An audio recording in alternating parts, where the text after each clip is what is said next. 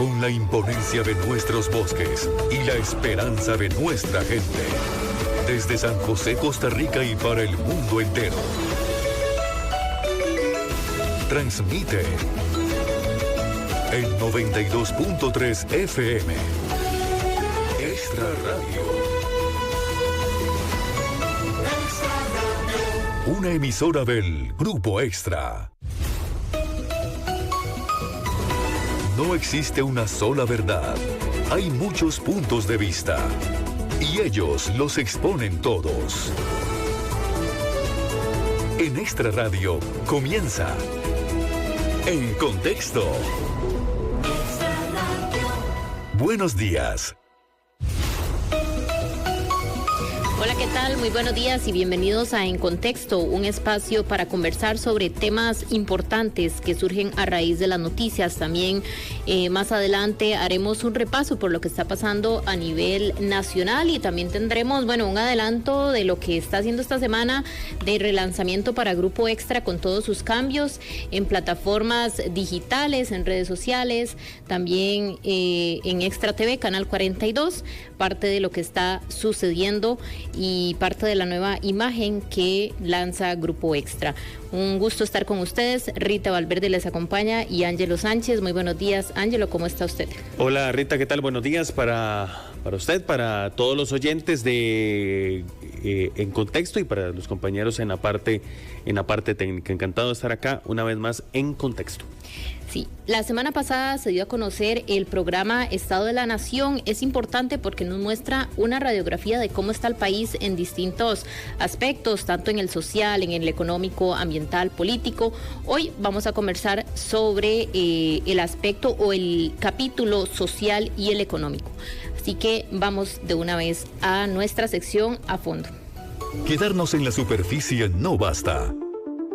Ahora profundicemos el análisis y la discusión de lo importante para encontrar respuestas. Vamos a fondo. Tal y como les conversábamos, vamos a hablar sobre el informe Estado de la Nación que se dio a conocer la semana pasada y vamos a iniciar con el capítulo 2 que se llama Equidad y Integración Económica del programa Estado de la Nación. El capítulo sobre equidad e integración social de este informe pone en evidencia los retos crecientes que enfrenta Costa Rica para garantizar una sociedad más equitativa e integrada. Aunque históricamente el país ha sido un referente en bienestar social, los últimos años han mostrado un deterioro en los indicadores clave, profundizando las desigualdades estructurales en ingresos, género y acceso a servicios esenciales. Nos acompañan vía Zoom Natalia Morales y Estefan Gómez, investigadores del Estado de la Nación. Bienvenidos y buenos días a ambos. Buenos días, muchas gracias por el espacio y la invitación. Un saludo a todos los que nos siguen. Buenos días, gracias, igual. Gracias a ambos. Queríamos plantearles poder empezar a conversar sobre el capítulo 2, que es el capítulo social, un poco para hacer aquí la diferencia y también con los oyentes para poder profundizar en ambos temas. Entonces, con el capítulo 2 queríamos empezar haciendo o que nos cuente, entiendo que Natalia es la encargada de este capítulo, si nos puede empezar a hacer una introducción sobre los hallazgos y sobre lo que relata este capítulo del programa Estado de la Nación. Bienvenidos. Sí, como lo acabas de indicar, Rita, el capítulo trabaja las aspiraciones de equidad e integración social. Y lo que analiza son el ámbito social del país en diversos temas. El panorama que damos, nosotros hacemos un zoom a la situación del país en el 2023 y el primer semestre de este 2024 y lo analizamos en un contexto de mediano plazo y para ver las tendencias y cómo ha sido cuál es el panorama del país en la materia. Lo que el informe reporta es que en este último año Costa Rica tuvo un deterioro en las condiciones para firmar derechos y generar capacidades en la población. ¿Y eso por qué se da? Bueno, por tres grandes ámbitos o grandes tendencias. La primera es que ha habido un recorte en la inversión social, es decir, en todos los recursos que el Estado destina a generar desarrollo humano en la población, eso por medidas de contención fiscal que han afectado directamente los rubros sociales. Uh-huh. El segundo gran ámbito es el mercado de trabajo, que sigue sin generar las suficientes oportunidades para todas las poblaciones, y por lo tanto decimos que durante todo el 2023 el país que trabaja se encogió. ¿Por qué? Bueno, porque tenemos cada vez menos población trabajando. Y finalmente, en el ámbito de la integración social, lo que tenemos es un deterioro alarmante en la violencia social, que ya lo sabemos, ¿verdad? Sobre todo medida a través de la violencia homicida. Sabemos que la cifra récord de homicidios en el año 2023 y que se mantiene alta en este 2024 nos genera problemas de convivencia pacífica y social en muchas partes del país. Entonces, a grandes rasgos, esa es como la valoración que hace el capítulo en esta materia, digamos, de equidad, y todo esto nos genera entonces una ampliación en las brechas que va vinculada también a un aumento de la desigualdad social, no solo a través de la desigualdad de ingresos, sino desigualdades de género, desigualdades territoriales, desigualdades para ciertos grupos de edad, que hace que no todas las personas tengan ese bienestar y ese acceso. Uh-huh. Usted menciona, y yo creo que esto también más adelante vamos a conectarlo con el capítulo económico, pero que un poco de este rezago social ha sido impactado por las medidas de contención fiscal. Específicamente, ¿cómo ha impactado en la parte social? ¿Sí? ¿En qué sectores o qué puntos específicos hemos visto esa reducción para que se ha visto más bien en la parte fiscal, o que ha sido bueno para contención del país en esta materia fiscal? Sí, tal vez para entender por qué se está recortando tanto la inversión social hay que irse unos años atrás. El país en el 2017-2018 tenía un serio problema de déficit fiscal. ¿Qué es el déficit fiscal? Es cuando el Estado gasta más de lo que recibe, o sea, más de lo que ingresa vía impuestos y otros ingresos del Estado. Y esto entonces nos estaba generando un desbalance que era insostenible. ¿Por qué? Porque cada vez el gobierno tenía que ir a recurrir a, por ejemplo, a deuda pública, a ver quién le prestara para salir con sus obligaciones. Y eso nos generaba, digamos, un crecimiento de esa brecha. En el 2018 recordarán que se aprobó la conocida como reforma fiscal, y eso llegó a dar, digamos, pautas para contención del gasto y también nuevas fuentes de ingreso. El problema es que después cae la pandemia, y la pandemia afecta de cierta forma también la ejecución del gasto público, y los réditos, digamos, de la reforma fiscal la estamos viendo hasta posterior a la pandemia. Entonces, como medida de ajuste fiscal y de austeridad, sobre todo por el lado del gasto, la forma en que se ha implementado ese ajuste fiscal ha sido a través de un recorte muy importante del gasto público.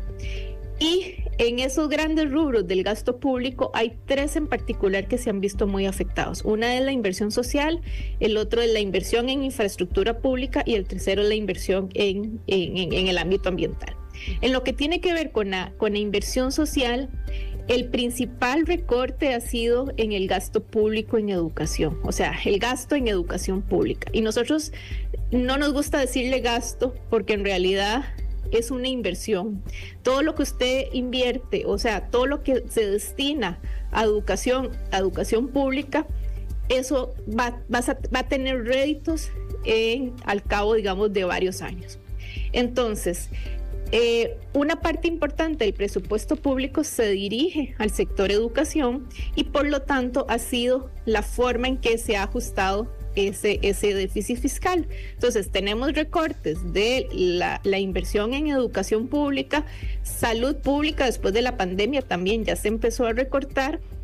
Y el otro gran ámbito donde se está recortando son los programas selectivos, es decir, aquellos programas que se dirigen al combate a la pobreza. Entonces, por ejemplo, estamos recortando ya no solo la inversión en educación pública, es decir, posiblemente a través de menos inversión en infraestructura pública y una contracción de la calidad de la educación, sino también de todas esas ayudas que reciben los y las estudiantes para asistir a la educación. Es decir, las becas para estudiar, por ejemplo, las becas de Avancemos, también estamos recortando la red de cuido y otros programas que trataban de llegar a esos grupos pobres y vulnerables. Entonces, el gran impacto, digamos, la forma en que estamos haciendo ese ajuste fiscal, decimos, está afectando buena parte de esos bienes y servicios que ofrece el Estado para mejorar el desarrollo de la población.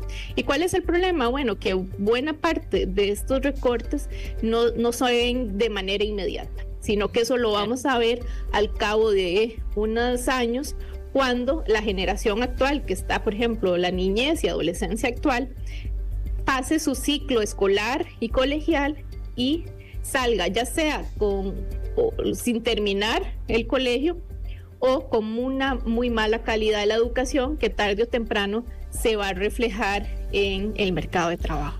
Doña Natalia, buenos días. Buenos días. Nos cayó la pandemia, como se dice popularmente, una de las 7 plagas, por decirlo de alguna manera, y hace estragos en todo el mundo, y Costa Rica no es la excepción.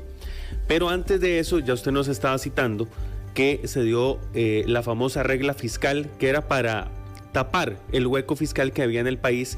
Y usted nos está contando que en el capítulo social del Estado de la Nación de este 2024 nos está dando como resultado que ese hueco fiscal o esa ley fiscal no fue suficiente, o parece no haber sido suficiente para que la inversión llegue a donde tiene que llegar, para que el dinero llegue a donde tiene que llegar, sino que sigue habiendo un faltante de dinero. No se está invirtiendo lo suficiente en educación, en infraestructura. Hay un rezago, una brecha social muy grande. El nivel de desempleo se va recuperando de a poco, pero la pobreza, que es algo que vamos a tocar más adelante, sigue manteniendo ciertos niveles similares a hace 5 años, cuando no estábamos en pandemia, pero estábamos con un hueco fiscal muy grande. ¿Qué hacer? Entonces, con todos estos problemas, ¿cómo solucionarlos y qué está dejando de hacer el gobierno? Porque lo que me parece es que, por lo que le estoy comprendiendo, es que el gobierno sigue gastando más versus lo que recibe. Sigue siendo un mal administrador de los recursos. Sí, a ver, lo que teníamos era, por ejemplo, en el año 2018 llegamos a tener un déficit fiscal de un 8%, o sea, estamos gastando casi un 8% por encima de los ingresos con respecto a la producción, porque esas cifras son con respecto al PIB. Uh-huh. Entonces, efectivamente teníamos un problema fiscal muy serio. Se aprueba la reforma fiscal, se empieza a disminuir la brecha, se ha hecho un ajuste del gasto público muy importante, pero se activa la regla fiscal. ¿Por qué? Bueno, porque parte de enfrentar ese déficit era a través de deuda pública, y la deuda superó el rango del 60% del PIB, que es el que establecía aplicarle esa regla fiscal. Uh-huh. ¿Eso qué significa? Que no se puede, digamos, aumentar el gasto público de la mano o por una inercia que ya traía. Entonces sí se han hecho esfuerzos importantes por ajustar el gasto público, y también a través de la reforma fiscal hubo ingresos frescos que se dieron por el cambio del impuesto de ventas al IVA, ¿verdad? Al impuesto del valor agregado, uh-huh, y por otros cambios contables que después de la reforma y por los órganos desconcentrados, algunos pasaron a formar parte del gobierno central, que antes no se contabilizaban como ingresos, digamos, del gobierno, y entonces eso también ayudó a disminuir esa brecha entre ingresos y gastos. Efectivamente, una de las presiones más importantes, uno de los detonadores del gasto público, es el pago de intereses por esa deuda que hemos asumido en los últimos años, y eso estruja muchísimo la disponibilidad de los ingresos para destinar, por ejemplo, a áreas estratégicas. Y como decía, educación es uno de los rubros más grandes o más importantes dentro del presupuesto nacional. Si uno quiere, digamos, tener efectos importantes en disminuir el gasto público dentro de ese presupuesto, hay que tocar educación. ¿Cuál es el problema? Que lo estamos haciendo sin un plan estratégico. No tenemos un plan de desarrollo que nos diga por qué estamos recortando en estas áreas y cuáles son los impactos. Es más, estoy casi segura que ni siquiera tenemos idea, o el Ministerio de Hacienda no tiene idea de las repercusiones que puede estar teniendo los rubros donde está recortando. Se ha recortado casi todos los ámbitos del Estado, pero recortar educación es una medida, digamos, muy poco estratégica, además porque ya el pasado nos ha demostrado el efecto que puede tener en varias décadas quitar o recortar la calidad de la educación pública. ¿Por qué? Bueno, ¿cuáles son los sectores de la sociedad que más asisten a la educación pública? Son aquellos hogares más pobres y de estratos medios. Exacto. Y a través de esa educación pública es que logramos dar medidas de movilidad social para que ojalá las personas lograran graduarse del colegio y acceder a una educación técnica o una educación universitaria y lograran tener acceso a mejores fuentes de empleo y así romper ese círculo de la pobreza. Pero estamos haciendo todo lo contrario. Sí. Perdón que le interrumpa. Mucha gente le tira más duro todavía al Ministerio de Educación y le dice a la ministra que no hay una ruta de la educación clara. Ahora usted señala que el Ministerio de Hacienda debería tener como más claro qué implica sacarle dinero a la educación. Yo le voy a dar vuelta, si me permite. Yo creo que es el Ministerio de Educación el que debería defender por qué no le pueden quitar plata y por qué más bien deberían darle más recursos. Por esa brecha en la educación que es palpable a vista y paciencia de todos y que para algunos está rozando niveles de hace 40 años. Exacto. Y usted lo acaba de mencionar un punto muy importante. No es solo, digamos, Hacienda es el que, digamos, da las directrices de cuánto se va a recortar, pero también el ente encargado, la institución a cargo, debería decir, y creo que en el pasado hemos tenido luchas muy importantes del Ministerio de Educación y las otras instituciones del sector educación pública, defendiendo esos presupuestos, porque efectivamente ya sabemos el daño importante que hace. No se ve hoy directamente, se ve al cabo de una generación y eso es irreparable. O sea, una vez que una persona superó su edad escolar y colegial, es muy difícil que si te quedaste sin completar la secundaria, logres retornar en edad adulta a terminarlo. Eso difícilmente se va a recuperar. Exacto, y no solo recuperar los años que no lograste acumular, sino la calidad, porque puedes estar teniendo tasas de éxito de graduación muy grandes, pero con una muy mala calidad. Entonces ahí sí, o sea, el efecto, digamos, tarde o temprano va a salir y a eso le agregamos un problema adicional.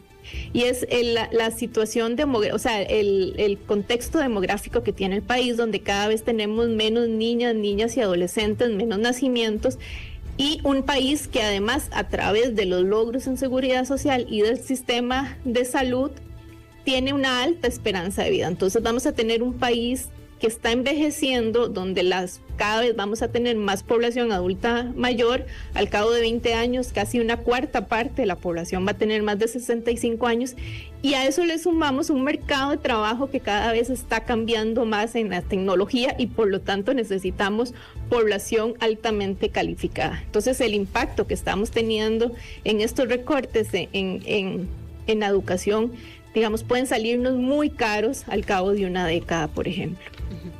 Doña Natalia, para ir, pasando al otro capítulo, también el económico, quería preguntarle respecto a la desigualdad. Este informe nos indica que persisten bastante la desigualdad en el país. Sin embargo, el coeficiente Gini, que es parte, del que mide esta desigualdad, baja, aunque se sitúa o sigue siendo alto en comparación histórica y nivel internacional, es lo que dice. Quería preguntarle, ¿cómo podemos, a partir de esta radiografía que tenemos, lo que nos está diciendo, cómo está el país socialmente, articular estas políticas, o cómo podríamos tomar esta información para lograr ese desarrollo como país, y que no sea también solo para algunas regiones que son las que generalmente tienen sus ventajas, podríamos decir el Valle Central o la GAM, sino cómo ustedes pueden traducir lo que tenemos y hacia dónde debería caminar el país? Sí, yo creo que para entender el problema de la desigualdad creciente que tenemos, que aunque ha disminuido en los últimos años, va más por un problema de medición de los ingresos de los más ricos y los más pobres, más que por una realidad que estemos cambiando y que estemos haciendo un país más equitativo y que tengamos fuentes redistributivas importantes. Para entender esta desigualdad, ahora Estefan nos va a explicar la estructura productiva y cómo se ha modificado, y es en parte un componente importante para entender ese aumento de la desigualdad, y precisamente tiene que ver con la forma en cómo distribuimos ese desarrollo y esas oportunidades de producción y de empleo en el país. Y lo que usted acaba de decir es muy cierto. Buena parte de las oportunidades se generan en el Valle Central, y más en un área metropolitana que es muy pequeñita, pero donde vive mucha gente.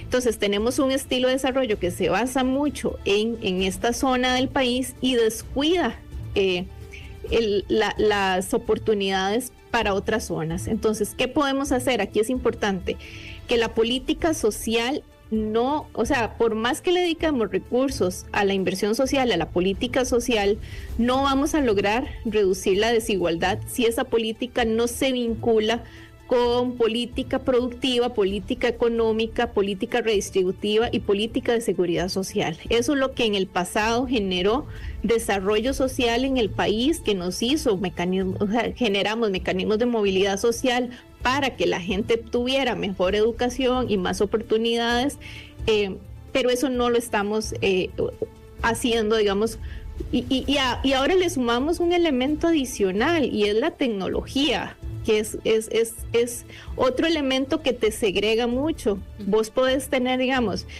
vos podés vivir en las zonas costeras o limítrofes y tener, digamos, ser un hogar de ingresos medios altos, que si no tenés una buena infraestructura de tecnología y conectividad, de nada te va a servir. Entonces es muy importante llevar conectividad, llevar infraestructura a muchas de estas zonas fuera del Valle Central para nivelar, por así decir, la cancha de muchos niños, niñas y adolescentes que casi que desde que nacen ya traen desventajas para acceder a una vida con bienestar social. Uh-huh. Doña Natalia, conversábamos con ella sobre el capítulo 2, que tiene que ver con el panorama social que viene dentro del programa Estado de la Nación. Y ahora vamos también a unir a la conversación a don Estefan Gómez, que es también el encargado del capítulo 3, oportunidades, estabilidad y solvencia económica. Don Estefan, cuéntenos, háganos una introducción sobre cómo está el panorama económico en Costa Rica. Hola Rita, buenos días, gracias. Vean que todo lo que está diciendo Natalia requiere, para resolverlo, más y mejores empleos. Y eso es muy importante. ¿Cómo hacemos y generamos más y mejores empleos? Generando mayor desarrollo económico, teniendo una economía en el país que permita crecimiento tanto en el centro del país como en las zonas fuera del centro del país, costas. Y ese es el gran tema con la economía. Lo que nos estamos dando cuenta es que este país está teniendo crecimiento económico. Estamos creciendo al 5%. Ese es un buen crecimiento para América Latina. Entonces, tenemos crecimiento económico, y cuando vamos a ver cómo es que se están repartiendo, digamos, los beneficios de ese crecimiento, nos damos cuenta que tenemos una dualidad, una división en la repartición de esos beneficios.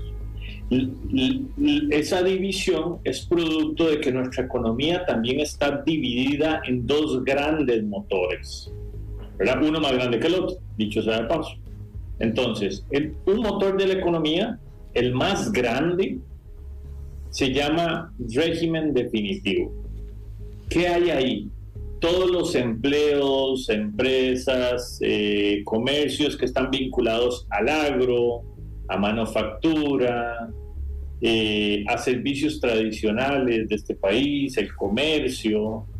Ahí está el 89% de la producción de este país. Es una gran proporción. Y ahí se emplean prácticamente 9 de cada 10 personas en economía interna, para consumo interno. Eso se llama el régimen definitivo. Ese motor, que es el más grande, está creciendo en un 4%. Está creciendo, por dicha, pero quisiéramos que creciera más. Después hay otro motor que representa el más o menos 15% de la economía. El restante 15%. Es un motor más pequeño. Ese motor es lo que se llama el régimen especial. Ahí están las zonas francas, toda la inversión extranjera directa. Ese motor está creciendo un 16%, 4 veces más rápido que el otro motor más grande. Entonces vean que el motor más pequeñito, el de zonas francas, inversión extranjera directa, es muy dinámico, está generando mucho crecimiento, pero solo emplea a 1 de cada 10 personas en el país. Y queremos que siga creciendo, sin lugar a dudas. Pero vean entonces que el crecimiento agregado del país se explica por este motor más pequeño. Y ese motor más pequeño, el de zonas francas, inversión extranjera directa, el 90% de las empresas están aquí, en el centro del país, en un gran área metropolitana. Entonces, ¿qué pasa con todas las otras regiones del país, en la periferia? Limón, Punta Arenas, zona norte, Guanacaste, zona sur de Punta Arenas también. Pues resulta que ahí la economía no está logrando generar la cantidad de empleos, la cantidad de producción y beneficios que uno quisiera para reducir esas desigualdades que decía Natalia. Y ahí es donde está el gran desafío. ¿Cómo hacemos para generar una economía que crezca mucho y sea muy fuerte aquí en el Valle Central, pero también fuera del Valle Central? Y eso es una de las principales conclusiones del capítulo. Tenemos que resolver esa disparidad o diferencia entre la economía de consumo interno versus la economía que está exportando, que está conectada con el escenario internacional. Ese es el primer punto. Ajá. Si me permite interrumpirlo en este punto. Y por lo que yo entiendo, el país le está apostando más a la inversión extranjera directa, es decir, a ese 15%. Entonces la estrategia sí es correcta, porque es la que estaba creciendo más rápido, aunque es la que está empleando a menos gente. Ahí ese punto de la empleabilidad es el que me genera un poco de ruido, pero eso puede cambiar en algún momento, ¿o no? Es que cambiaría, y ojalá que cambie, si logramos generar condiciones de empleo a personas con menor logro educativo. Porque vean que la gente que entra a trabajar en zonas francas, en empresas multinacionales, tienen que tener algún grado de educación o algún grado de conocimiento técnico. Entiéndase, idiomas, computación, ciertas características. Y perfecto. Ese motor va muy bien y hay que seguir fortaleciendo, como decías vos bien, Ángel. La pregunta es, ¿cómo hacemos para fortalecer el otro motor? ¿Qué pasa? Vean, les doy un dato. Alrededor del 55% de la población termina el colegio. Eso significa que hay otro 45% que no está terminando el colegio. ¿Dónde se puede emplear esa gente? No va a ser en zonas francas, no va a ser donde están estas empresas multinacionales. Muy poquita gente entraría ahí. Entonces tenemos un 40-45% de la población que no está terminando el colegio. ¿Y a dónde los podemos meter a trabajar? Es ahí, y esa respuesta... Don Estefan, perdón, es ahí donde se empata la poca inversión en educación, que deja esa gran brecha de personas que tienen por necesidad, no por gusto, dejan la escolaridad, abandonan los estudios, y su única fuente de ingresos es el área es ese régimen definitivo que usted señala, y las mejores condiciones están en el régimen especial. De repente, es ahí donde se empata la falta de inversión en educación, o la carencia de inversión en educación, y la necesidad de que el sector, de que siga creciendo la parte productiva, y que también siga creciendo la parte del régimen especial. Justamente. O sea, tenemos un 45% de la población que no está terminando la escuela, el colegio. Entonces, esa gente que está saliendo al mercado laboral, ¿a qué tipo de trabajos? Trabajos peor pagados. No por nada, hoy el ingreso promedio de los hogares es menor que el de hace 10, 15 años. El ingreso promedio de los hogares se está reduciendo, número uno, ¿verdad? No por nada, el aumento de la proporción de personas que no reciben el salario único. Hace 30 años, más o menos un 30% de la población no recibía salario único. Hoy eso ha aumentado más o menos un 35% de la población. Y es que esa población, cada vez con menos logro educativo, tiene que acudir digamos, al empleo, a buscar empleo, y no encuentra opciones de empleo dignos, ¿verdad? Entonces, aquí es donde está el gran dilema. Y la respuesta a ese dilema va por el lado de la economía, pero también por el lado de la política. Por el lado de la política implica crear las condiciones para generar nuevo empleo en estas zonas del mercado interno. Por el lado de la política significa invertir en educación, que puede ser educación primaria, secundaria, pero también educación técnica, para mejorarle las condiciones a muchas de estas poblaciones que apenas terminan el colegio o se quedan con 9º año, ¿verdad? Y por el lado de la economía hay que generar las condiciones para fomentar el comercio interno. Te pongo un ejemplo.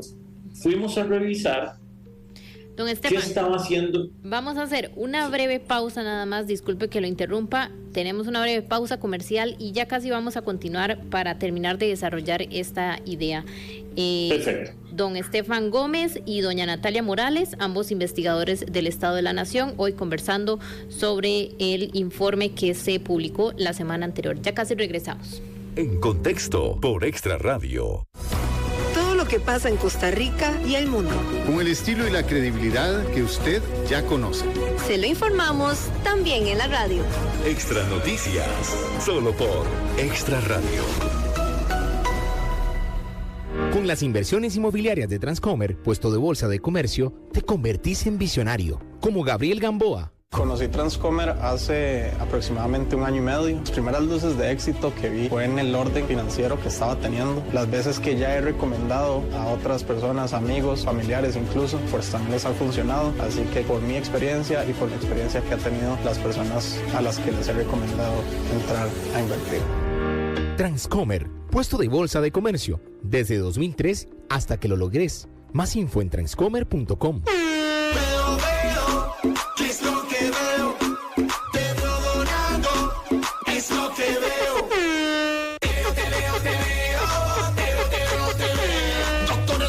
Equipos a la más bonita. La meta este año alcanzando. Viendo bien lo veo pasar. Te veo. Ver el futuro es tan mágico como poder ver el presente. Donando Te Veo. Para entender el mundo en el que vivimos, no hay como escuchar a los que saben. Y con nuestros invitados vamos a llegar al fondo de los temas más importantes para todos. De lunes a viernes entrevistamos para usted a los protagonistas de la actualidad desde las 2 de la tarde.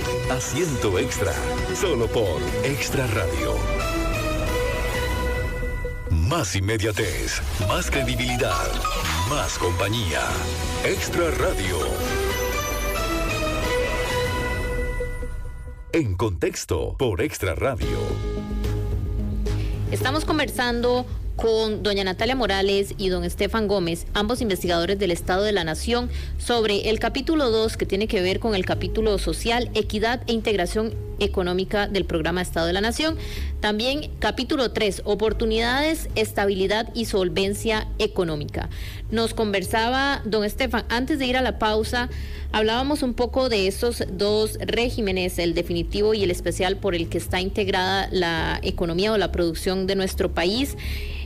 Nos señalaba que hay un crecimiento y que todavía viene más o va a seguir creciendo el régimen especial, que tiene que ver con las zonas francas y que de momento conforma un 15% de esta producción en el país. Sin embargo, hay un espacio todavía importante hacia donde tenemos que movernos como país, y bueno, creo que aquí también está toda la capacitación, toda la profesionalización y toda esta formación que implica pasarse, o que este régimen, que como ya usted bien lo señala, está ahí la infraestructura, está ahí el capital, están ahí las empresas. Sin embargo, el talento, que somos nosotros como país, debemos estar también alineados a esa formación. Y es ahí donde se evidencia lo que decía doña Natalia al inicio, donde no hay una mancuerna, donde no hay unos esfuerzos que lleven a la misma línea. Si este es el sector que más está creciendo, que ¿verdad? En el que el gobierno está apostando, pues proyectemos a los estudiantes, proyectemos a la población para que se coloque en este lugar, porque es el que está creciendo más. No hay ese trabajo en equipo que lleve a que le sumemos al sector que más está dejándole al país. Correcto. Y además, don Estefan, usted antes de ir a la pausa nos comentaba sobre la parte política. Si no me equivoco, estábamos en ese rubro, para continuar un poco con la conversación que dejamos en pausa. Correcto. Gracias, Rita. Entonces, la pregunta es, ¿cómo hacemos para que tanto la economía interna como la economía que está vinculado a el comercio internacional crezcan y generen retribución a todo el país? Estábamos hablando de eso. Entonces yo les decía que hay como dos grandes cosas. Uno, hay que generar más y mejor empleo fuera del Valle Central. Y por ahí hay varias opciones. Una es llevemos nuevas empresas, llevemos parques empresariales y dinamicemos la economía local. Pues resulta que para eso necesitamos programas que lleven nuevas y mejores empresas o nuevos negocios fuera del Valle Central. Fuimos a revisar los programas de fomento productivo que tiene el Estado en diferentes ministerios. Revisamos el Ministerio de Economía, revisamos el Ministerio de Comercio Exterior, revisamos a Procomer, y fuimos a ver alrededor de 13 programas de fomento productivo. Y nos dimos cuenta que solo uno de esos programas tiene una estrategia territorial. Es decir, está viendo cómo se mueve la economía allá en Guanacaste, pero también en el sur, en la zona Caribe, en la zona Pacífica. Solo uno. Y ahí es donde decimos que el Estado puede hacer más. El Estado puede estudiar mejor cómo dinamizar la economía allá por Golfito, pero Buenos Aires de Punta Arenas, la zona del Caribe, qué pasa con la zona de la Cruz, qué pasa en Opala. Me explico. El Estado tiene mucho más que hacer desde el punto de vista de la construcción de políticas. Pero resulta que el otro gran tema que puede dinamizar la economía en esas zonas es el comercio. El sector turismo es muy importante. Pues bueno, este año hicimos un análisis sobre la inseguridad ciudadana y nos dimos cuenta que en los cantones donde hay más balaceras, más disparos o activación de armas, en los cantones donde hay más balaceras, el salario promedio del sector comercio se está reduciendo. Y resulta que los cantones que son más seguros, ahí se está moviendo el comercio. Entonces, ¿qué va a ocurrir? Si seguimos en este camino, la inseguridad ciudadana, la activación de armas, puede llegar a generarnos desiertos económicos. zonas muy inseguras donde el comercio no va a querer ir a meterse ahí, porque es muy costoso mantener un comercio con tanta inseguridad, ¿verdad? Claro. Y entonces el comercio se va a empezar a mover a las zonas o cantones aledaños que son más seguros. Y entonces, ¿cómo hacemos para resolver también esos problemas que se nos unen? Y ahí es donde decimos que la economía tiene agrietamientos. Tiene agrietamientos producto de un agrietamiento del contrato social. Recuerden que el contrato social es el que nos dice que este país es un país democrático, que quiere distribución de la riqueza, ¿verdad? Que quiere además armonía con el ambiente y que quiere generar derechos a la población. Dentro de esos derechos está la educación y el trabajo. Eso está agrietándose. Y está agrietándose porque ese contrato social sí se le cumple a algunas poblaciones, típicamente que están aquí en el Valle Central, y no se le está cumpliendo a otras poblaciones que están fuera del Valle Central. De ahí el gran dilema. Hay que dar respuestas más fuertes desde el Estado.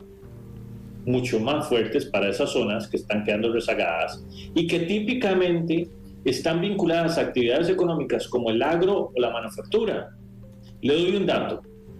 Hace más o menos 20, 25 años, 13% de la producción en este país era agro, todo el tema agrícola. Hoy solo es el 5%. ¿Y qué está haciendo esta gente? ¿A dónde se está moviendo? Si ya sabemos que no hay muchas opciones. Claro. En los 90s, 21% de la producción de este país era manufactura, muchas de ellas textileras o algún tipo de industria pequeña y mediana. 21%. Ahora es solo un 14%. De ahí la necesidad de llevar desarrollo a la periferia del país, no solo al centro.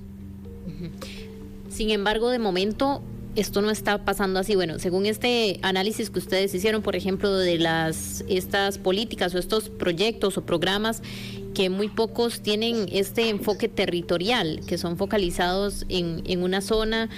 Y la pregunta es eso, ¿cómo poder expandir a esos lugares que son los que deberían ser el foco de atención? Bueno, ahí nosotros no tenemos las recetas, pero le voy a dar un ejemplo. ¿Cómo desarrollar nuestro potencial ambiental y turístico de una forma mucho más equitativa? Entonces, por ejemplo, necesitamos desarrollar polos ambientalmente sostenibles de turismo local, comunitario, en diferentes zonas del país. Para eso necesitamos infraestructura. Si no construimos carreteras de mejor acceso, difícilmente vamos a poder llevar a los turistas a los diferentes espacios donde este país tiene mucho que ofrecer. ¿Y qué nos vamos a ver? Una reducción en la inversión de infraestructura. En los últimos años más bien estamos invirtiendo menos infraestructura que los países centroamericanos. Vean, Costa Rica en los 70s era de los países con mayor densidad de infraestructura vial de toda América Latina. Es decir, eran los países que tenía más kilómetros de carretera por kilómetro cuadrado en su territorio. Eso está dejando de... O sea, ya no estamos ahí. Estamos dejando de invertir en infraestructura. Entonces, hay que llevar infraestructura a todas estas zonas. Pero como decía antes, también hay que llevar negocios, empresas, actividades económicas que están de la mano con cada una de las regiones. Y para eso necesitamos una intervención de los ministerios, de las autoridades políticas que entiendan el terreno. La misma actividad económica no puede ser por allá en Ciudad Neyli, por ejemplo, que en la Cruz de Guanacaste, que es el norte. No podemos llevar lo mismo a Opala que a Buenos Aires de Punta Arenas. Y ahí es donde vemos un vacío desde la política pública. Don Estefan, perdón que lo interrumpa nuevamente, pues para hacer un poquito más dinámico esto.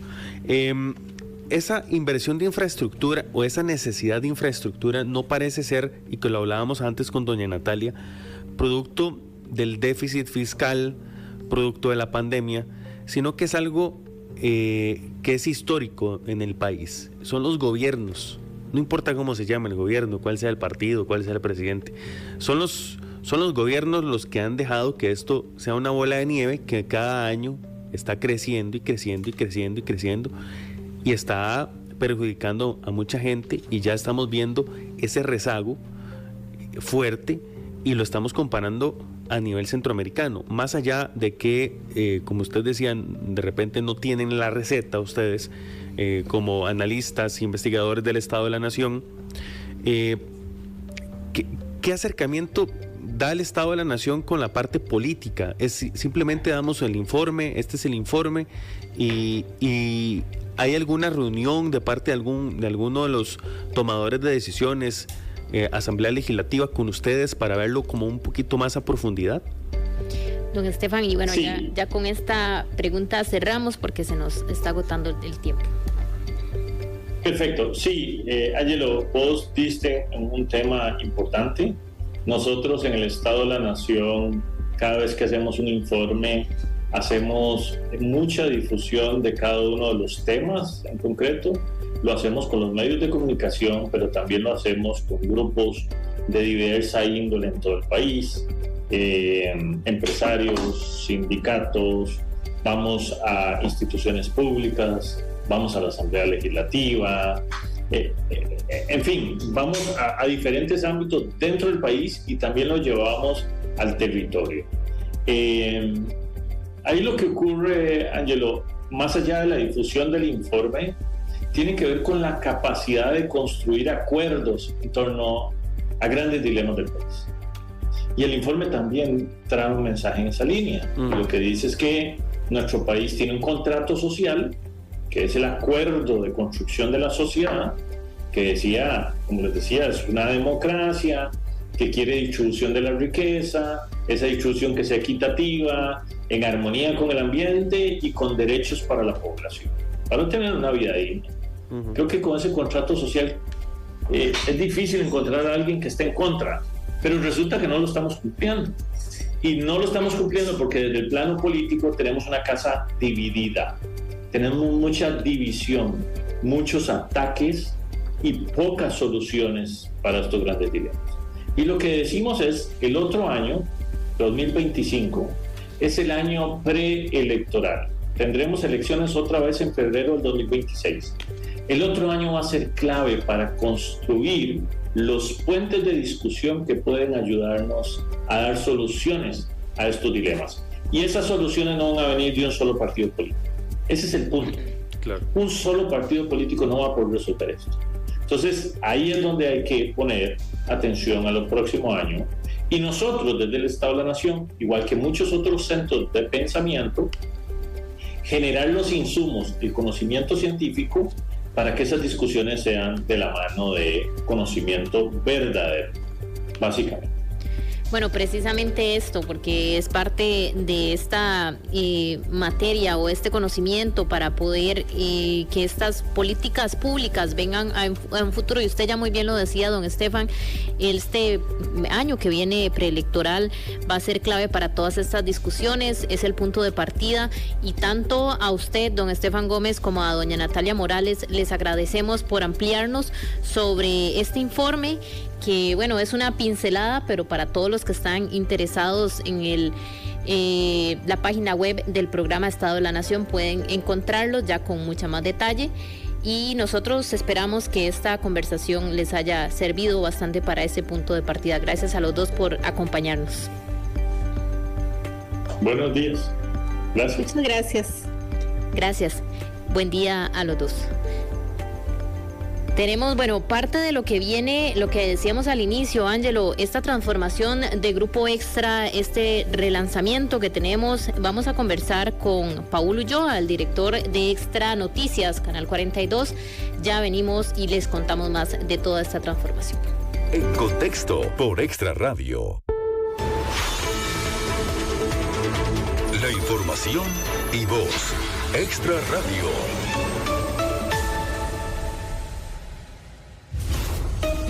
En Contexto, por Extra Radio.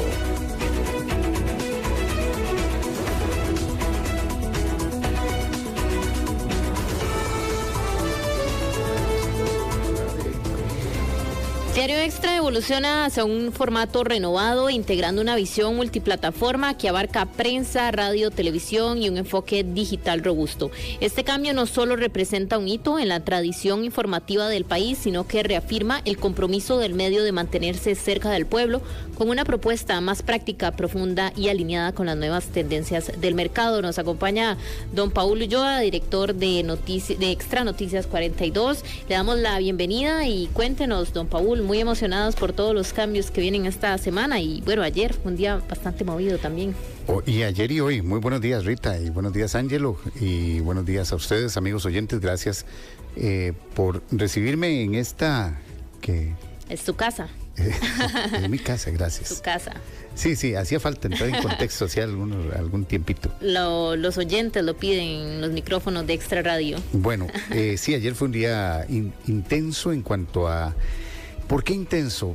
Mucha gente diría que ¿por qué intenso? No, sencillamente de ahí hay ampliación de horarios, hay nuevos productos y redefiniendo también los productos actuales de Extra Noticias que van a ser necesarios y se van a ir viendo y se van a ir perfilando conforme vayan avanzando los días. Usted es muy vacilón porque justamente la gente ve y lo que ve en la tele es mucha tranquilidad y todo muy bonito y todo muy ordenado, pero justamente ayer veíamos carreras por todo lado y hay preocupación también para que las cosas salgan bien. Ha habido también semanas y meses incluso de prepararse para que este proyecto salga bien y en el caso, bueno, de ustedes con estos nuevos noticieros, todo lo que implica los horarios, bueno, cuéntenos qué es lo que la gente puede ver a partir de ayer, que ya empezó estos ajustes. Bueno, es una renovación no solo de la parte visual en sí, tenemos varios sets nuevos, sino también es la idea del concepto que veníamos manejando. El concepto del noticiero normal, común y corriente en todas las ediciones también ha ido cambiando. Tenemos un noticiero a las 8:30 de la mañana, que es Panorama Global, que es un noticiero más tirado a internacionales, a los que muchas veces no le damos en el resto de las ediciones tanta cabida, pero en esta sí, tiene un poco de las dos, podríamos decir. Sí, okay. No podemos dejar de nacional e internacional. Exactamente, pero sí, este noticiero tiene más internacional. ¿Por qué? Porque realmente, y lo decíamos ayer, Costa Rica no es una isla metida en un planeta, sino que tenemos una interacción muy fuerte y tenemos afectaciones que nos vienen ahora de todo punto de vista. El día de hoy la guerra en Ucrania ha escalado una vez más y eso nos va a traer repercusiones. Y eso hay que hablarlo y hay que analizarlo. Y para eso va a estar Panorama Global. ¿Hay espacios de entrevistas en este noticiero? Va a haber espacios de entrevistas con analistas internacionales, no solo de acá, sino de otras partes del mundo. Veremos caras nuevas en ese aspecto. Y eso también nos obliga a estar mucho más al día con la situación internacional, porque muchas veces se deja de lado y no podemos dejarlo de lado. Posteriormente viene la edición de la 1:30 de la tarde, que es más de servicio. Yo quiero que esa edición, y así por lo menos lo estamos perfilando, es una edición donde la gente pueda tener esa cercanía de saber que no solo va a tener un pronóstico del tiempo de la tarde, sino que también va a conocer algunas notitas de servicio, de lo que el Estado tiene para usted, de lo que las mismas comunidades reclaman. Esa es la idea de el concepto de ese noticiero, y por lo tanto le hemos puesto cercanía y actualidad, porque no podemos dejar tampoco la actualidad de lado. A las 6 de la tarde la edición estelar, que sí es un poquito más el noticiero tradicional, normal, que a mucha gente, gracias a Dios, le ha gustado, y que pretende resumir lo más importante del día. Entonces son 3, al menos 4 porque noticieros. A las 9 de la noche volvemos con un formato que hemos llamado mesa de análisis, en el que vamos a tener entrevistas, precisamente de temas de la cotidianidad, temas importantes del día. Por ejemplo, ahorita estoy ya precisamente perfilando cuál va a ser el tema en el que vamos a tocar hoy. La de hoy a las 9 de la noche, cuál va a ser, hacia dónde vamos. Por ejemplo, el día de ayer tuvimos acá en nuestro estudio al representante de la Cámara de la Asociación de Turoperadores a raíz de este problema que se está presentando en Liberia, con el aeropuerto de Liberia. Bueno, entonces esa es la idea. Y es el objetivo es que la gente nos vea como un noticiero cercano, que pueda tener también un sentido de servicio y que además de informarse pueda tomar esa información para tomar decisiones. Claro, y es que aquí hay una mezcla de muchos factores importantes y el tecnológico sin duda es uno. Vemos los sets virtuales, por ejemplo, y vemos también cómo ha cambiado la imagen del noticiero en cuanto a todo lo que requiere la producción audiovisual. ¿Cómo ha sido? ¿Cuál ha sido ese reto para ustedes como equipo, como noticiero, adaptarse también y estar en sintonía con todos los cambios que están pasando? Y no solamente a veces como periodistas decimos, bueno, estamos muy conectados con todo lo tecnológico, pero en este sentido también tenemos que ir evolucionando hacia eso. Tenemos que, la tecnología va rapidísimo. Yo hablaba con un viejo periodista hace algún tiempo y lo que él vivió en prácticamente los últimos años de su carrera, nosotros lo hemos vivido en 1 o 2 años. Y cada vez más. Vez más rápido. Y eso, ese proceso de adaptación es particularmente un reto importante. La tecnología, vamos a tener tecnología de punta para llevarles a ustedes, para explicarles muchas cosas de las noticias, para explicar precisamente por qué es que se está presentando ciertas variaciones, por ejemplo, en tarifas, por qué se están presentando las cosas. Esa tecnología vamos poco a poco, tenemos que irla conociendo también, tenemos que ir viendo y adaptando lo que se va poniendo sobre la mesa para poder llevarles a ustedes y utilizar la tecnología. Así que va a ser, conforme vayan pasando los días, vamos a ir revelando más cositas. Todavía entonces hay sorpresas. Sí, todavía va a haber muchas más sorpresas. No solo lo que se vio ayer, ni lo que se va a ver hoy. Poco a poco vamos a ir revelando muchas más cosas. Bueno, también he visto que ha habido mucha interacción, por ejemplo, con preguntas que ustedes les plantean a la audiencia y que durante estos noticieros incluso se invita a las personas a que participen. Esa es esa interacción es la que queremos ya mantener durante varias ediciones. ¿Para qué? Porque también creemos, y eso es un concepto que viene desde la dirección editorial del Grupo Extra, que es necesario que darle voz a la gente, darle espacio, ese espacio de voz que no se da en muchos noticieros, que no se da en muchos medios de comunicación, y ese espacio es lo que se pretende hacer por lo menos en Extra TV 42, en Extra Noticias, eso es a lo que vamos.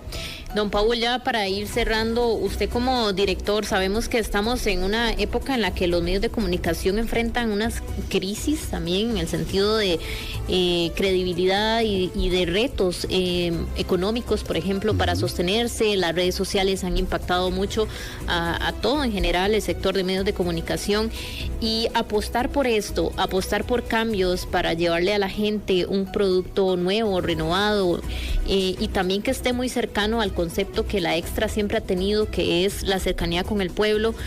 ¿Cómo usted explicarle a la audiencia lo importante que significa dar este paso?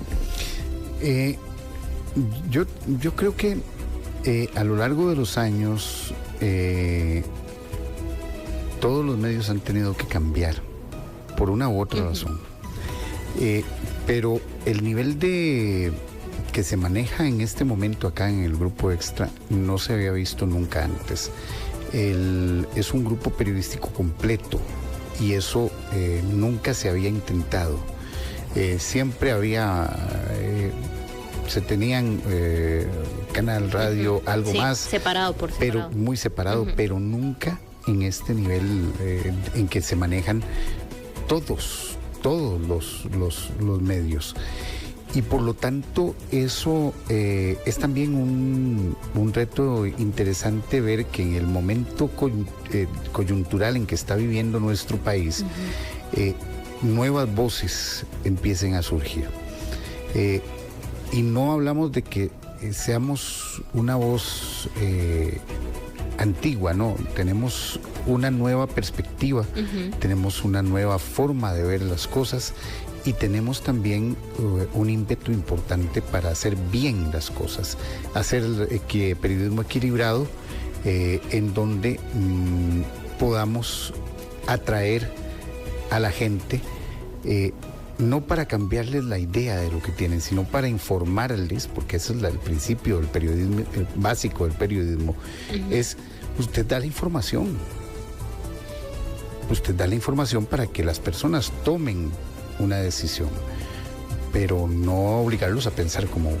Y eso yo creo que es importante. Sí, que la gente lo sienta. Bueno, muchas felicidades también para ustedes. Aquí como equipo todos nos reconocemos y sabemos todo lo que ha costado y todo ese esfuerzo. Así que también a los que nos están escuchando, súper invitados para que vayan y sintonicen Canal 42 y sean testigos de todo lo que nos está contando don Paul Ulloa, director de Extra Noticias 42, sobre el relanzamiento y los cambios de Grupo Extra. Esperamos que pase un muy buen día y que sigan todavía, quedan muchas cosas por ver. Muchísimo. Sabemos así que los invitamos a las 8 de la noche, a las 8:30 de la mañana, 1:30 de la tarde, 6 y 9 de la noche.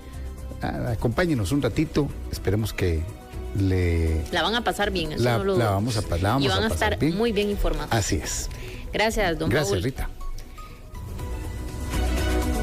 En Contexto por Extra Radio.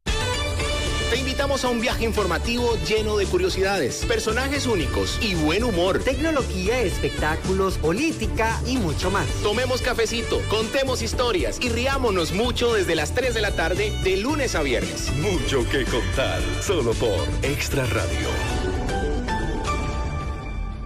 Con las inversiones inmobiliarias de Transcomer, puesto de bolsa de comercio, te convertís en visionario, como José Luis Beita. Mi nombre es José Luis Beita, soy inversionista de Transcomer. Me apasionan mucho las inversiones. Transcomer me ha ayudado a incrementar mis inversiones financieras, lograr mis metas. Recomiendo Transcomer porque creo que es importante hoy en día la educación financiera, que pueden ayudar a las personas a mejorar su vida financieramente. Transcomer, puesto de bolsa de comercio, desde 2003 hasta que lo logres. Más info en transcomer.com. Veo, ¿qué es lo que veo? Te veo dorado, es lo que veo. Te veo. Doctores con nuevos equipos, a la más bonita. La meta este año alcanzando, viendo bien lo veo pasar. Te veo. Ver el futuro es tan mágico como poder ver el presente. Donando Te Veo. Hay muchas maneras de construir el país que todos queremos. Mantenernos informados de lo que pasa nos ayuda a entender mejor las cosas. Le esperamos para contarle las noticias de lunes a viernes, de 5 a 8:30 de la mañana. Desde Buena Mañana, solo por Extra Radio.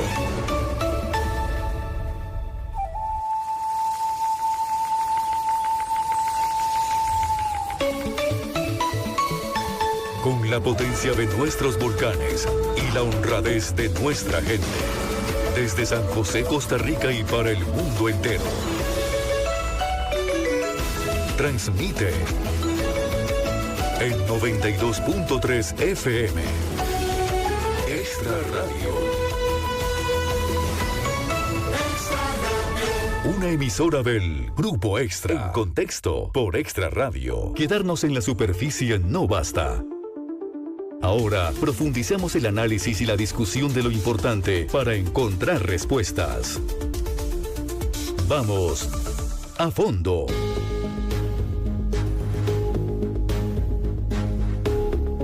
y la ocupación desordenada del territorio han incrementado la vulnerabilidad de los asentamientos humanos frente a amenazas naturales. La implementación del ordenamiento territorial es un ejercicio colectivo que exige acuerdos entre múltiples actores, integrando conocimiento científico, participación comunitaria y visión interdisciplinaria. Aunque los cambios estructurales pueden tomar años, son esenciales para construir territorios resilientes que enfrentan tanto los retos locales como los impactos globales del cambio climático. Nos acompaña aquí en cabina don Marcial Rivera, jefe de procesos del Colegio Federado de Ingenieros y Arquitectos, y le damos la bienvenida. ¿Cómo está, don Marcial? Bueno, muy buenos días, muchas gracias por la invitación. Es una muy bonita oportunidad de compartir tal vez algunos números sobre este tema que usted comentaba.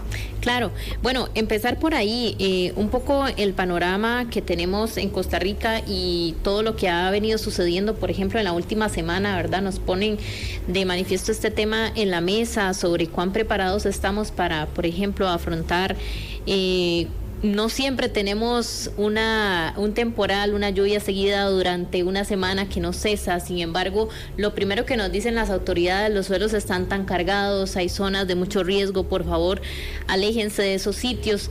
Sin embargo, en algunos de esos sitios ni siquiera es alejarse, porque ahí incluso hay construcciones. Entonces, bueno, ¿cómo empezar a introducir e entender lo que pasa y cómo estamos o cuánta falta nos hace esa planificación en Costa Rica?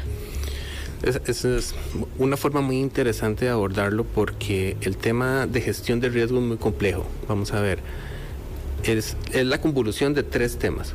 Un tema es la amenaza, el otro tema somos las personas y cómo nos exponemos a esa amenaza, y el tercer tema es el riesgo. Entonces, por ejemplo, la amenaza es, hay un volcán, el volcán puede o no puede hacer erupción. En Costa Rica tiembla, puede o no puede temblar, y lo mismo pasa con las inundaciones, puede llover más o puede llover menos y eso puede causar. Entonces, digamos, ese es el componente natural sobre el que normalmente no tenemos más, no podemos incidir de una forma diferente. Pero la vulnerabilidad es cómo nosotros nos enfrentamos a ese riesgo, y a veces me gusta usar como el ejemplo de la construcción y la parte de temblores. Si yo construyo una casa en Costa Rica y sigo el código sísmico, entonces estoy brindándole una protección para que cuando pase un temblor, mi vulnerabilidad es menor. Entonces, al tener una menor vulnerabilidad y enfrentarme a esa amenaza, mi riesgo es menor. Entonces, son como esas tres palabras que hay que aprender a jugar en ese tema. En las inundaciones pasa algo muy particular, que el riesgo también depende muchas veces de una vulnerabilidad que ya es intrínseca. Entonces, hay comunidades completas como Zigzaola, como Parrita, que están expuestas a inundaciones siempre, porque se construyeron a la par de ríos.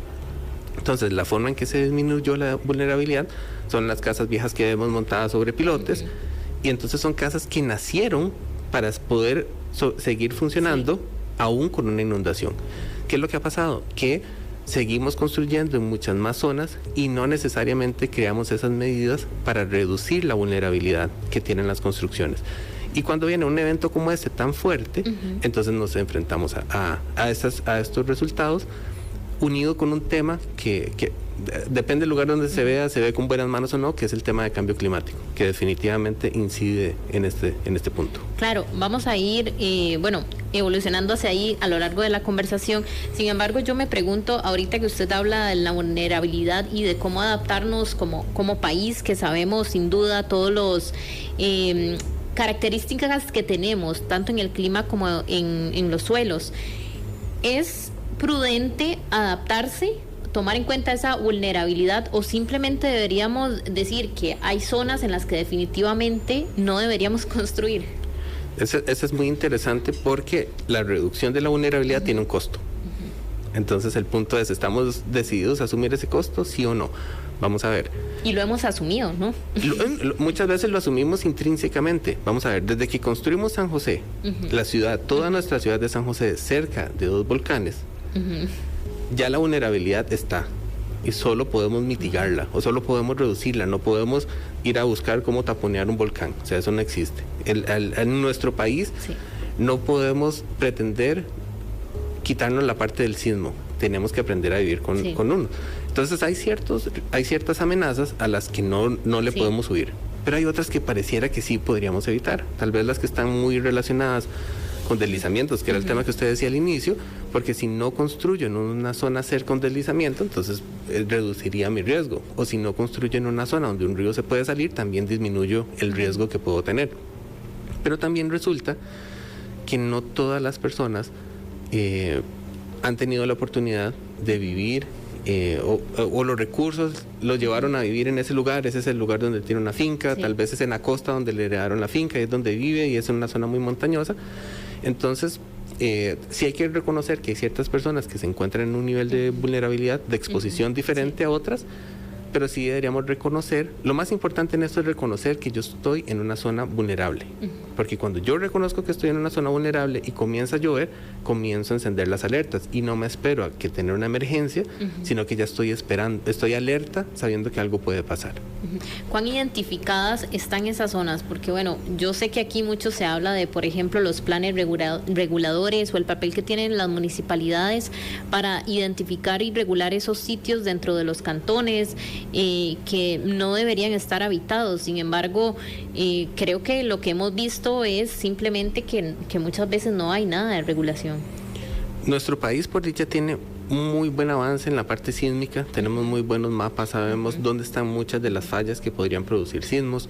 En la parte de deslizamientos hemos hecho un muy buen levantamiento de diferentes deslizamientos que hay, no todos, pero sí tenemos muchos.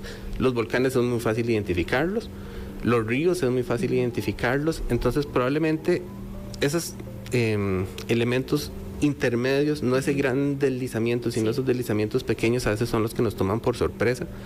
Yo creo que, por ejemplo, a nadie le toma por sorpresa que comience a llover y le digan el Surquí se cerró. Sí, no, ya es algo que asumimos que en la época lluviosa se va a cerrar por lo menos día por medio. Se va a cerrar y eso no debería ser, pero bueno, pero digamos, si hay ciertas amenazas o hay ciertos riesgos que hasta nos acostumbramos a vivir con esas amenazas o esos riesgos. Y no es bueno, o sea, esa no es necesariamente la solución, pero sí definitivamente tenemos un buen levantamiento, sabemos muy bien a cuáles eventos nos podemos enfrentar. Lo que no necesariamente pasa es que la población está consciente de qué tiene que hacer o cómo tiene que hacer cuando comienza a verse expuesto a ese evento. Entonces comienza a llover, no necesariamente todas las personas comienzan a estar alertas, muchas personas se quedan en la casa cuando tal vez es un momento de estar alerta. Yo creo que, bueno, como usted lo señala, hay mucho, podríamos decirlo así, diagnóstico sobre identificación de dónde hay fallas y qué zonas pueden ser más peligrosas que otras. Sin embargo, como país y siendo donde vivimos y estando tan acostumbrados a ver todo esto, nos falta, podríamos decirlo así, educación en cuanto al riesgo. Nunca vamos a dejar de aprender del riesgo porque también hay que reconocer que esto va evolucionando y las ciudades van creciendo. Entonces, si antes podíamos vivir en toda la parte plana, probablemente ahora ocupamos irnos extendiendo un poquito más y la pregunta es ¿hasta dónde podemos llegar? ¿Qué tan cerca de la falla podemos construir? ¿Qué tipo de cimientos tenemos que hacer? Voy a usar un ejemplo tal vez un poco complejo para nuestra época política actual. El hospital de Cartago, ¿debería construirse o no debería construirse? ¿Existen medidas de mitigación que me permita construir un edificio en una zona que hay identificadas unas fallas geológicas cerca? Sí, hay medidas que permiten construir. ¿Es más caro construir en ese lugar que construir en otro? Probablemente sí, porque hay que tomar medidas más importantes. Pero si nuestra ciudad se va llenando y ese es el espacio que nos queda para poder hacer un hospital, probablemente tenemos que aprovecharlo y tal vez invertir un poco más, pero saber que podemos tener un hospital.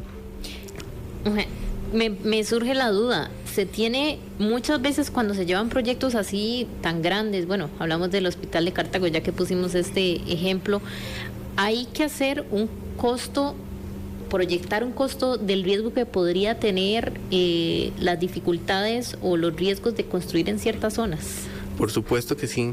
Vamos a hay una frase que a mí me encanta y hay veces que la gente dice, no hay que construir cerca de los ríos. Creo que es una frase que hemos oído. Sí. ¿Y cómo hago un puente? El puente lo tengo que hacer encima del río. Entonces vamos a ver, no es que no pueda construir, es que construir en un río es carísimo. Es más, una de las construcciones más difíciles que tenemos, los puertos. Los puertos se construyen en el mar a la par de las olas y tienen que enfrentar eso. Entonces, sí existen medidas para poder construir prácticamente en cualquier lugar. Lo que pasa es que lo hace muy caro. Entonces, sí sería muy natural decir, Si usted va a construir una casa de interés social que apenas tiene un presupuesto de 9 millones, no la construye en una montaña, porque no le va a alcanzar y porque las medidas de mitigación que tiene que hacer son muy caras.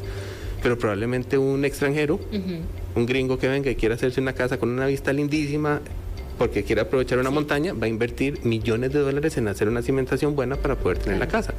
Entonces sí, tenemos diferentes medidas y hay costos, y hay que entender quién asume ese costo y si vale la pena asumirlo. Y esto es más común de lo que creeríamos en nuestro país, omitir este tipo de costos, decir, construyo aquí porque construyo, evitando o evadiendo o ignorando ese costo a futuro que podría tener. Vamos, creo que depende también un poco del sector. Por dicha, mucha de la infraestructura pública tiene muchos ojos encima y se verifica muy bien. Hemos encontrado, por ejemplo, desde el Colegio Federado muchas construcciones ilegales que lamentablemente no tienen la compañía de un profesional de ingeniería o un profesional de arquitectura que ayude a las personas a identificar estos riesgos. Y ahí sí hemos encontrado que muchas veces las personas se exponen a riesgos innecesarios que probablemente se podrían disminuir o se podrían evitar si no se está en una zona. Entonces, sí, o sea, sí se han hecho unas mejoras, pero hay ciertos grupos de población que lamentablemente normalmente son los más vulnerables, porque son las personas con menos recursos, que se exponen a una vulnerabilidad mayor por construir una zona insegura y además ya son vulnerables porque son familias grandes o no tienen acceso a recursos o no tienen trabajo o muchas otras condiciones también. ¿A quién es la persona que le correspondería esta función de decir aquí mejor no? El punto es, aquí mejor no con el presupuesto que usted tiene. Por el ejemplo que le decía, ¿verdad? Si viene a un extranjero y quiere construirse una casa lindísima, bueno, esto cuesta tantos millones, ¿le alcanza? Sí, ok, perfecto, hagámosla. Entonces, un profesional de ingeniería o de arquitectura que sepa cuál es la condición de riesgo que tiene esa casa, que sepa cuánto cuesta hacer una obra de mitigación para poder construir una obra en ese lugar, le puede poner ese panorama muy claro a la persona y decirle, bueno, su obra normalmente costaría 10 millones, pero hacerla aquí cuesta 20 millones. Su obra normalmente costaría 10 millones de dólares, pero hacerla aquí cuesta 20, ¿ok? Entonces ahora yo le doy el escenario técnico, usted analice si tiene la condición económica para asumir o no ese riesgo. Bueno, qué importante y también acá el punto que muchas veces dejamos de lado y que es el presupuesto, que por supuesto no puede faltar y es tan importante. Don Marcel, usted nos hablaba de unos datos que traía preparados también en el marco de de esta entrevista, si nos puede comentar un poco desde el colegio más o menos cómo lo visualizan. Un tema que quería contarles era que hay algo que se llama los Objetivos de Desarrollo Sostenible. En el 2015 nos habíamos planteado como planeta ciertos Objetivos de Desarrollo Sostenible y se han hecho unos estudios de la relación de estos Objetivos de Desarrollo Sostenible con los objetivos del marco de Sendai. Esos son los objetivos que también como sociedad nos habíamos planteado, pero para la parte de desastres. Entonces, por ejemplo, si queremos reducir el riesgo de pobreza o esto, el de reducir el hambre, que está en el otro lado, están relacionados. Entonces hay una relación en eso. Sí. Eso nos lo planteamos en el 2015 para que en el 2010 para que finalizara en el 2030, si ahorita mal no lo recuerdo, pero ahorita en el 2022 cumplimos la mitad de ese periodo. Y lamentablemente en nuestro país la mayoría de los indicadores alrededor de este tema no han avanzado, en nuestro país y en América Latina, porque más bien cada vez tenemos dificultad de medir si estamos cumpliendo o no esos indicadores, porque ni siquiera se producen esos datos. Entonces, viera que uno de los temas que nos ha resultado muy interesante es que para poder saber si estamos reduciendo el riesgo, ni siquiera tenemos los datos para saber si lo estamos haciendo bien a un nivel global. ¿Y qué tipo de datos son los que se necesitarían y de quiénes tendrían que venir esos datos? En mucho viene de la misma estadística oficial que se va llevando. Costa Rica, por dicha, a nivel latinoamericano, es el único país que tiene datos a nivel municipal en todas las municipalidades. Ni siquiera un país como México, Argentina, Brasil o otro tiene esos indicadores. Nosotros tenemos indicadores de gestión de riesgo a nivel cantonal y eso es algo que creo que es un motivo de orgullo. La ley de emergencias que nosotros tenemos obliga a que las municipalidades creen planes de emergencia. Entonces, por dicha, como país es uno de los temas en los que hemos avanzado bastante bien. Pero una emergencia como la que tuvimos, el tema inicial al que volvemos, nos revela o nos desnuda ciertos puntos que todavía hay carencias, y mucho también tiene que ver con el acceso de información a la gente de forma previa. Veamos para una condición de riesgo, que creo que aprovechando también la coyuntura de lo que pasó en España, para usar también otros ejemplos, uno de los grandes temas que se ha hablado es no recibimos una alerta al momento, y la gente no actuó de una forma correcta por no recibir alertas. Y yo creo que estamos en una época de mucha tecnología. No conozco casi una persona que no tenga un celular que pudiera recibir alertas. Y yo creo que eso es uno de los muchos retos que tenemos. O sea, cómo toda esa información que tenemos la usamos en reducción de vulnerabilidad, nada más para recordar el término, porque la amenaza no la podemos cambiar. La amenaza más bien puede incrementarse porque ahora va a llover más, o puede temblar, o el volcán puede hacer erupción. O sea, la amenaza está. Nosotros podemos trabajar en tener información para reducir la vulnerabilidad. Qué importante esto. Y cuando usted habla de esta información que existe en las municipalidades de gestión de riesgo, y que bueno, como país podremos tener cosas negativas, pero en este aspecto también tenemos que resaltar estas cosas positivas. Cuando se habla de esto, de datos de gestión de riesgo, ¿a qué se refiere? ¿Es los planes que existen, digamos, para que las zonas o las áreas que están mapeadas como vulnerables puedan tomar acción? ¿O a qué más abarca el concepto de datos de gestión de riesgo por parte de las municipalidades? Y no solo municipalidades, digamos, hay muchos. También tiene que ver, por ejemplo, con la cantidad de daños que se produce después de una emergencia, y tener como una muy buena identificación. Digamos, es decir, como esto que estamos viendo posterior a todo lo que ha pasado en Guanacaste, por ejemplo, y estos reportes que da la Comisión Nacional de Emergencias, por ejemplo. Sí, el que se pueden construir de una forma mejor, porque tal vez, digamos, podemos saber cuántas personas están afectadas, pero tal vez no sabemos si dejó de ir a la escuela o no dejó de ir a la escuela, si tenía una cita en el EVAIS o no tenía una cita en el EVAIS, si las medicinas se le atrasaron o no se le atrasaron, porque las emergencias podrían desencadenar otros temas paralelos.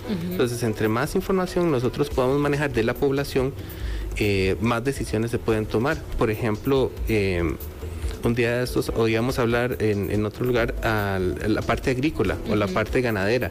¿Cuántas cosechas se podrían o no se podrían haber perdido? ¿Qué acciones deberían tomar en muchos temas? Entonces, cada uno de estos ítems son los que permiten, al final de cuentas, a un nivel central, tomar decisiones adecuadas con respecto a cómo gerenciar una emergencia. Entonces, entre más información creemos, con más variables, con más detalles, mejores decisiones podemos tomar. Entiendo. Y respecto a, para ir entrando a este tema de cambio climático, que por supuesto es importante, y creo que no se puede hablar ya de gestión de riesgo sin involucrar al cambio climático, ¿cómo nos estamos preparando? ¿Cómo nos estamos también adaptando a estos cambios que implica a futuro y que ya vemos en el presente también? El cambio climático es un tema a veces hasta político, que se presta como para decir existe o no existe. A cuestionar, sí. A cuestionarse. Vamos a ver, partamos de un hecho de que la temperatura media que tenemos ahora es mayor a la que teníamos antes. ¿Qué pasa cuando la temperatura aumenta? ¿Llueve más? No necesariamente. Puede ser que hay lugares donde no llovía, que más bien ahora está lloviendo. Lugares que eran desiertos, que ahora se pueden sembrar y cosechar. Hay lugares en África que más bien toda esta cuestión de cambio climático los ha hecho más productivos. Pero hay unos lugares donde los efectos son contrarios. Entonces hay más cantidad de lluvia y no pasa, y afecta más bien a la población. Entonces, hay que entender el cambio climático como una serie de eventos que pueden desencadenar cambios con respecto a la condición actual que tenemos. Y el detalle tal vez es que muchas veces oímos, vuelvo al ejemplo de España, tal vez por lo muy visual que fue, que la gente dice, esto nunca había pasado. Y no es cierto. En 1963 había pasado una muy similar. Lo que pasa ¿En otra zona? En esa misma zona. En la misma. En la misma zona. Wow. Y es más, como España es muy viejo, hay mapas de la época de los romanos, de hace 1000 años, de hace 1500 años, y muy claramente esas eran zonas que eran inundables. Entonces, ahí estaba la amenaza. La amenaza estaba. Comenzamos a generar más vulnerabilidad al hacer casas, y uno ve esas tomas con calles muy pequeñas. Que no fluye el agua. O sea, que no fluye, y eso iba a pasar. Entonces, El cambio climático lo que hace es que esos eventos que ocurrían que eran muy extraños, están ocurriendo con mayor frecuencia. Entonces, tal vez esa tranquilidad que teníamos como, uy, no, aquí el río se sale, la última vez que se salió hace 80 años, probablemente, pero tal vez ahora va a pasar cada 40 años y después va a pasar cada 20 años. Aumenta la frecuencia de los eventos. Eso es algo que sí se ha logrado medir técnicamente, que los eventos hidrometeorológicos, o sea, los que tienen que ver con la lluvia y con la atmósfera, pasan con mayor frecuencia. No es cierto que pasen más sismos, eso tampoco se ha podido determinar, o sea, no es cierto que ocurran más sismos por el cambio, pero una cosa que sí pasa con más lluvia es que se cargan más los suelos y pasan más deslizamientos. Entonces, un temblor, que tal vez antes era muy normal, en un suelo que está más saturado puede producir más deslizamientos. Entonces, sí nos vemos expuestos a más eventos o a mayor frecuencia de eventos, no necesariamente más intensos, sino que esos eventos que eran un poquito más fuertes pasan con más regularidad. Y la pregunta clave es eso, o sea, tenemos esa capacidad para adaptarnos a que van a pasar más frecuentes y que tenemos que hacer algo para solucionar. Muy buena pregunta, porque volvemos al punto igual que teníamos antes. Eso tiene un costo. Y entonces pueden haber ciudades completas, y principalmente con las ciudades costeras, que están más expuestas al riesgo y probablemente tengan que hacer medidas muy caras para evitar que eso pase. O también hay a veces lugares que pueden tomar la decisión de una población de trasladarse completamente a otro lugar, que eso también es caro. Y en nuestro país tenemos ejemplos. El Hospital Monseñor Sanabria de Punta Arenas, muy lindo, lo teníamos a la pura par del mar. Mejor tomamos una decisión de meterlo más adentro para que no esté expuesto a los riesgos que también tiene por estar tan cerca del mar. Entonces, tiene un costo. O sea, la adaptación al cambio climático tiene un costo. Y muchas de las medidas son tan a largo plazo que, digamos, podemos hacer menos basura, podemos contaminar menos, que eso no genera un cambio tan inmediato. Entonces es un evento que vamos a durar, nuestra sociedad humana va a durar muchos años viviendo con cambio climático, aunque estemos haciendo acciones para disminuirlo.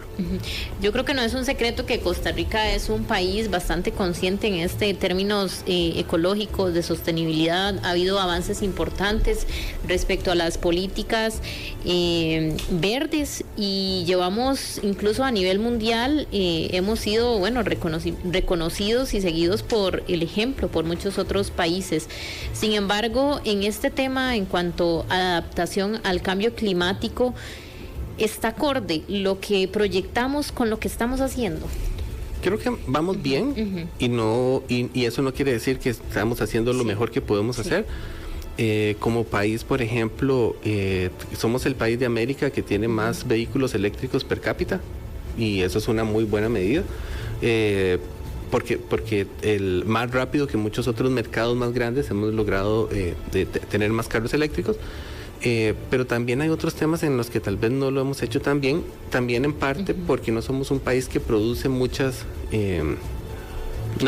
por ejemplo, no estamos acostumbrados a minas. Y la única mina que tenemos, Cruzitas, ha sido un caos desde muchas ópticas. No ha funcionado muy bien. Entonces, nos hemos acostumbrado a vivir en un país muy verde. Hemos decidido no utilizar muchos de los recursos que tiene la tierra para poder mantener zonas más verdes. Entonces, a veces es un poco complejo, porque si quisiéramos sacarle más recursos a la tierra, probablemente tendríamos que perder más de la cobertura forestal. Y Costa Rica es uno de los países, ahora que usted decía esos puntos positivos, que más bien la cobertura forestal ha crecido. O sea, mientras la mayoría de los países sigue deforestando, en Costa Rica más bien crece la cobertura forestal. Y eso es un punto muy positivo, pero también tenemos que encontrar formas creativas, y creo que en eso los costarricenses hemos sido muy buenos, buscar formas creativas de poder obtener recursos sin afectar tanto la naturaleza. Entonces yo creo que sí vamos por un buen camino. Tenemos muchos retos por las mismas decisiones que hemos tomado, y yo creo que aquí lo importante es seguir pensando que si hacemos estos sacrificios ahora, es pensando en dejarles una mejor ciudad, país a nuestros hijos en un futuro. Don Marcial, bueno, ya para concluir esta entrevista, y bueno, porque ha estado muy interesante esta conversación, En un artículo que usted escribía para el CEFIA decía, bueno, los desastres generan lecciones aprendidas y cada vez más la población científica y técnica del mundo trabaja en un contexto de prevención que orienta la toma de decisiones. ¿Cuáles lecciones hemos aprendido en Costa Rica y cuáles otras deberíamos tomar para aplicar en el contexto de todo esto que estamos conversando? Lo que viene también respecto al fortalecimiento de fenómenos o hacerlos más constantes, los fenómenos de cambio climático, que es lo que conversábamos ahorita. Eso es muy interesante porque creo que como sociedad global, uno de los puntos que más hemos aprovechado es el uso de imágenes satelitales. Y probablemente es uno de los temas que más podemos explotar. Actualmente, cuando viene un huracán o viene alguna tormenta, desde antes recibimos noticias, se está formando una depresión, se está formando algo que podría en 5 días hacer algo, y hemos tenido muy buenas alertas. Ese conocimiento necesario para manejar esas imágenes se ha ido trabajando muy bien y se ha ido compartiendo. Actualmente hay satélites tanto de la NASA como de Europa, los satélites Copérnicos, que tienen imágenes gratis, y no solo tienen eso, sino que tienen sistemas para estar capacitando a profesionales costarricenses en cómo se utilizan esas imágenes para poder tomar decisiones y poder modelar cosas al futuro. Por ejemplo, con estas imágenes satelitales uno puede, y hemos hecho algunos estudios en el colegio, devolverse para atrás, ver incendios forestales y sacar incendios forestales usando imágenes satelitales de años para atrás. Wow. Y ese tipo de conocimiento o ese tipo de aspectos, yo creo que es algo que le decía que como sociedad planetaria, porque esa misma imagen la pueden usar en Ecuador, la pueden usar en África, la pueden usar en Australia, y ese conocimiento sí se permite compartir. En eso un poco iba esta línea de que tenemos muchos retos y hay muchos jóvenes que están aprendiendo esto. Ojalá más jóvenes se interesen en este tema. El tema de imágenes satelitales probablemente va a ser uno de los que más nos permita dar ese cambio, no solo en la mente, sino también en las acciones que tomemos, porque vamos a tener mucha más información, que era el punto que le decía al inicio. Entre más información tengamos, no van a dejar de pasar las inundaciones, no van a dejar de pasar los temblores, pero vamos a saber mejor qué hacer cuando pasa. Bueno, qué importante y qué interesante eso, que yo creo que incluso nos da para otra entrevista, hablar de los proyectos con todo el conocimiento satelital. Quedan invitados para un próximo programa y le agradecemos mucho por compartir con nosotros, don Marcial Rivera, jefe de procesos del Colegio Federado de Ingenieros y Arquitectos. Gracias por estar aquí en cabina con nosotros, y nosotros ya casi regresamos. Vamos a hacer un repaso por todo lo que está sucediendo en el país. Contexto por Extra Radio. El deporte de las grandes estrellas. El deporte que vos practicás en la calle. El deporte que cada uno ama. Lo presentamos, lo analizamos y lo discutimos de lunes a viernes desde la